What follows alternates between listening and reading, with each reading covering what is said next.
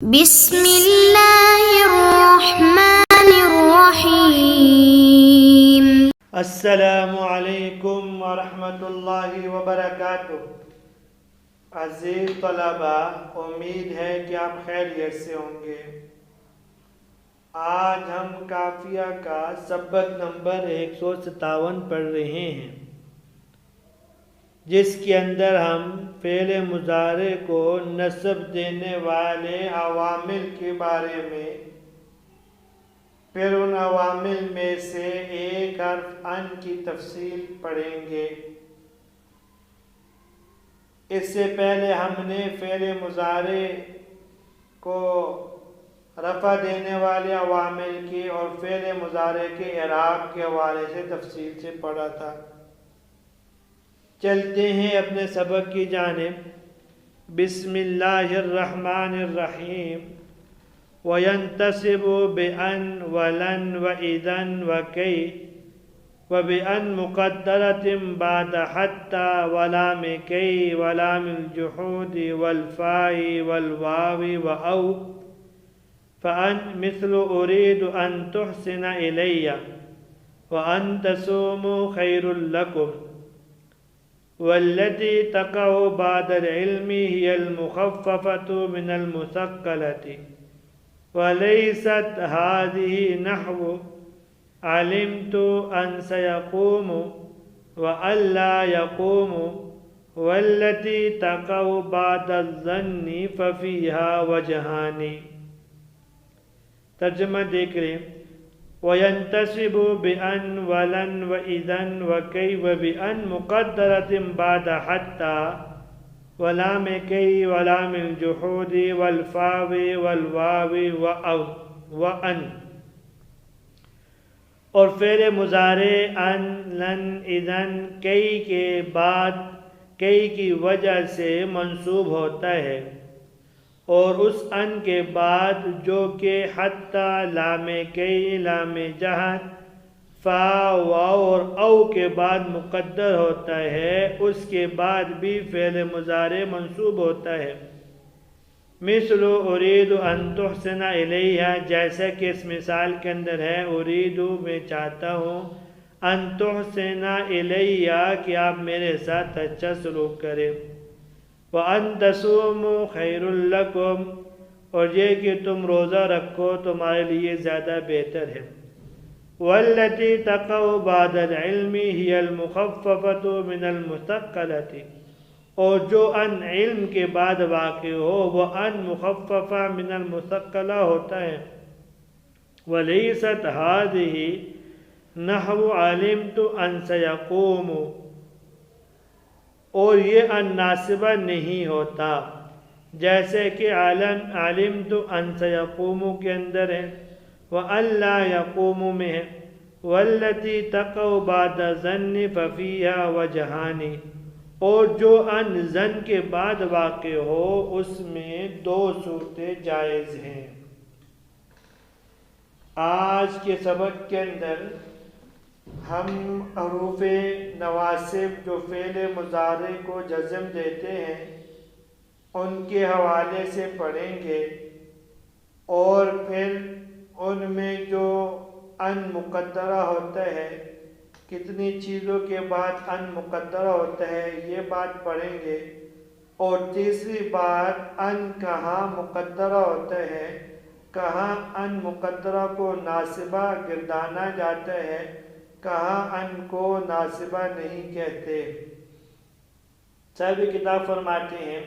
وَيَنْتَصِبُ بِأَنْ وَلَنْ وَإِذًا وَكَيْ، کہ 5 حروف ایسے ہیں جو فعل مضارع کو نصب دیتے ہیں یا فعل مضارع کو منصوب کرنے والے عوامل میں ان بھی ہے، لن، کئی، اذن ہے۔ جب یہ فعل مضارع پہ داخل ہو تو فعل مضارع کو منصوب یعنی نصب دیتے ہیں۔ یہاں نصب ان 5 صیغوں پر آئے گا جن کا ذکر پہلے ہوا، جیسے ارید ان تدرس، ولن اعیب عن الدرس، وَإِذًا تَفُوزَ فِي مَيَادِينِ السَّبَّاقِ، وَتَعَلَّمُ كَيْ يَخْدِمَ الْإِسْلَامَ وَالْمُسْلِمِينَ۔ مذکورہ نواسب میں سب سے زیادہ قوی عامل ان ہے، تو وہ ان ہے، اسی وجہ سے ان مقدر ہو کے بھی عمل کرتا ہے، کیونکہ ان قوی قسم کا عامل ہے، چاہے یہ لفظی طور پر موجود ہو تب بھی عمل کرے گا، اور جہاں لفظاً موجود نہ ہو بلکہ کسی کلمے کی آڑ میں چھپا ہوا ہو تب بھی اپنا عمل کرے گا۔ چنانچہ وہ مقامات جہاں ان مقدرہ ہوتا ہے، صاحب کافیہ رحمہ اللہ نے ان کا ذکر فرمایا کہ ان حتیٰ کے بعد ان مقدرہ ہوتا ہے، جیسے مررت حتیٰ ادخل الجنہ،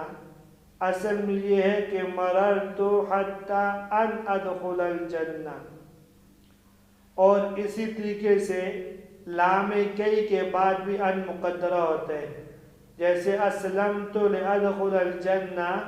اصل اسلمت لأن ادخل الجنہ۔ تیسرا لام جحود، لام جحد کے بعد بھی ان مقدرہ ہوتا ہے، جیسے وما کان اللہ لیعذبہم وانت فیہم،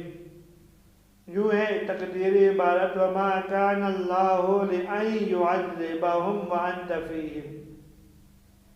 والفاء التي تقع فی جواب ستۃ اشیاء، اور فا کے بعد، یہاں فا سے مراد وہ فا ہے جو 6 چیزوں کے جواب میں واقع ہوتا ہے، اس فا کے بعد بھی ان مقدر ہو کر عمل کرتا ہے۔ اب وہ فا کون سی 6 چیزوں کے جواب میں ہوتا ہے؟ ان میں سے پہلی چیز ہے امر، امر کے جواب میں فا، جیسے ذلنی فاکرمک، تو اس فا کے بعد ان مقدرہ ہے، یوں ہے ذلنی فان اکرمک۔ نہیں کے جواب میں جو فا ہے اس فا کے بعد بھی ان مقدرہ ہوتا ہے، جیسے لا تشتمنی فاضربک، یا لا تشتمنی فاضربک، اصل ہے لا تشتمنی فان اضربک، یا ما تأتینا فتحدثنا۔ اور تیسرا وہ فا جو استفہام کے جواب میں ہے، جیسے این بیتک فازورک، اصل میں این بیتک فان ازورک۔ تمنا کے جواب میں جو فا آتا ہے لیت لی مالا فانفقہ فی سبیل اللہ، اصل میں لیت لی مالا فانفقہ فی سبیل اللہ۔ اور عرض کے جواب میں جو فا آتا ہے اس فا کے بعد بھی ان ناصبہ مقدر ہوتا ہے، جیسے الا تنزل بنا فتصیب خیرا، تو یہاں اصل عبارت ہے الا تنزل بنا فان تصیب خیرا۔ والواو، اور واو صرف کے بعد بھی ان مقدرہ ہوتا ہے، جیسا کہ شاعر کا قول ہے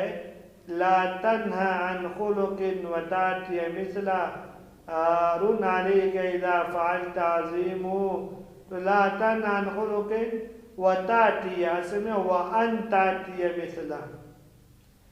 اور واو اور او کے بعد بھی ان مقدرہ ہوتا ہے۔ یہ وہ او ہے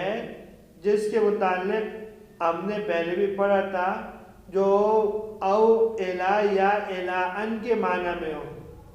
جیسے لألزمنک او تؤتینی حقی،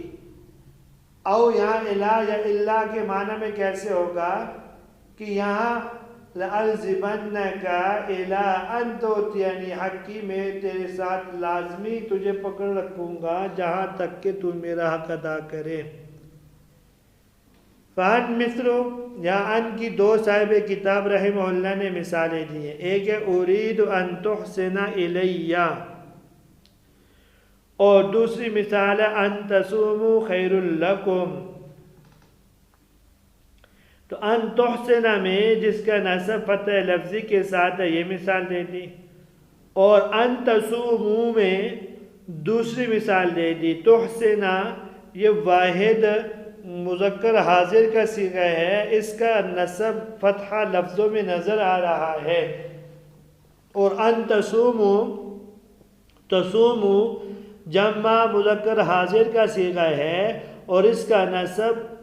وہ نون اعرابی کے گرنے کے ساتھ ہے۔ اس لیے صاحب کافیہ رحمہ اللہ نے دو مثالیں دے کر اس طرف اشارہ کرتے اور سمجھا دیا، ان لفظوں کے اندر بھی فتحہ دیتا ہے اور ان فتحہ دیتا ہے، اور جمع مذکر جمع کے صیغے اور تثنیہ کے صیغوں کے اندر سوائے جمع مؤنث غائب اور جمع مؤنث حاضر کے ان سے نون اعرابی کو گرا دیتا ہے۔ اس کی تفسیر کل کے سبق کے اندر گزر چکی ہے۔ واللتی تقع بعد العلم، اب یہاں سے صاحب کافیہ رحمہ اللہ دو ضابطے بیان فرما رہے ہیں۔ پہلا ضابطہ یہ ہے کہ واللتی تقع بعد العلم ہی المخففۃ من المثقلۃ ولیست هذه، کہ جب ان عالم یعلم یا اس کے ہم معنی یا قریب المعنی لفظ کے مادے سے کوئی صیغہ ہو یا ایسا صیغہ ہو جو یقین کا فائدہ دیتا ہو، جیسے رؤیا اور وجدان، ان کے بعد ان آ جائے تو وہ ان مصدریہ نہیں ہوتا، وہ فعل مضارع کو نصب نہیں دیتا بلکہ مخففہ من المثقلہ ہوتا ہے جو یقین کے لیے فائدہ دیتا ہے،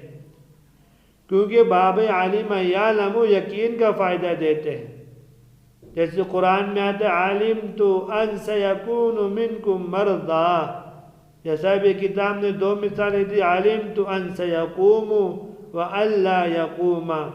تو دیکھیے ان کے بعد فعل مضارع کا صیغہ منصوب نہیں ہے بلکہ علی حال مرفوع ہی پڑھا جائے گا۔ دوسرا ضابطہ فرما رہے ہیں واللتی تقع بعد الظن، جب ان ظن کے معنی میں ہو یا ظن یا اس جیسے صیغوں کے بعد آئے، ظن اور اس کے مشتقات کے بعد جو ان آتا ہے، کہتے ہیں اس میں دو صورتیں جائز ہیں۔ پہلی صورت یہ ہے کہ وہ ان ناصبہ ہو، اس صورت میں فعل مضارع کو منصوب پڑھیں گے، اور دوسری صورت یہ ہے کہ وہ ان ناصبہ نہ ہو بلکہ ان مخففہ من المثقلہ ہو۔ ان ناصبہ کی مثال جیسے ظننت ان یقوم زید، یہاں ان ناصبہ کی مثال ہے، اور دوسرا ان مخففہ من المثقلہ ہو تو اس صورت میں فعل مضارع کو مفعول پڑھیں گے، جیسے ظننت ان سیقوم۔ یہاں ان میں دو صورتیں جائز ہیں، اس کو ناصبہ بھی مان سکتے ہیں، اس صورت میں سیقوم کو منصوب پڑھیں گے، اور ترجمہ یہ ہوگا کہ میں نے اس کے عنقریب کھڑے ہونے کا گمان کیا، اور ان مخففہ من المثقلہ بھی مان سکتے ہیں، اس صورت میں سیقوم کو مرفوع پڑھیں گے، اور ترجمہ یہ ہوگا میں نے گمان کیا کہ شان دیا ہے کہ وہ عنقریب کھڑا ہوگا۔ اچھا، یہ جو ضابطہ ہے یہ ظن اور اس کے مشتقات کے ساتھ خاص نہیں ہے، بلکہ ہر وہ لفظ جو گمان کے معنی پر دلالت کرے، جیسے حسبان وغیرہ، تو اس کا بھی حکم یہی ہے کہ اس کے بعد آنے والا ان کے اندر بھی دو صورتیں جائز ہوں گی، یا وہ اس کو ان مصدریہ مان کر فعل مضارع کو منصوب پڑھا جائے، دوم یہ کہ ان مخففہ من المثقلہ اس کو مان لیا جائے اور فعل مضارع کو مرفوع ہی پڑھا جائے۔ یہاں تک آج کا سبق تھا۔ امید ہے کہ آپ حضرات کو آج کا سبق بھی سمجھ میں آ گیا ہوگا۔ اجازت دیجیے، اللہ تبارک و تعالی ہم سب کی حامی و ناصر ہوں۔ السلام علیکم ورحمۃ اللہ وبرکاتہ۔